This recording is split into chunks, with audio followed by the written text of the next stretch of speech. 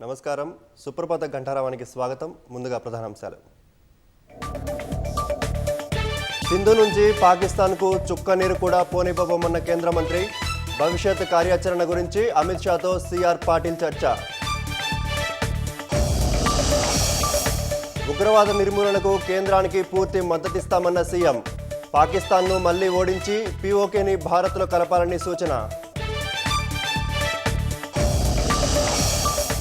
ప్రపంచ శాంతి, న్యాయం, అహింస లక్ష్యంగా భారత్ సమ్మిట్.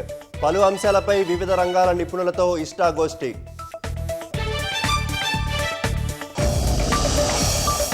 ఎల్కతుర్తిలో బీఆర్ఎస్ రజతోత్సవ సభకు ఏర్పాట్లు పూర్తి. సిద్ధమైన బాహుబలి వేదిక, 1000 ఎకరాల్లో పార్కింగ్ సదుపాయం.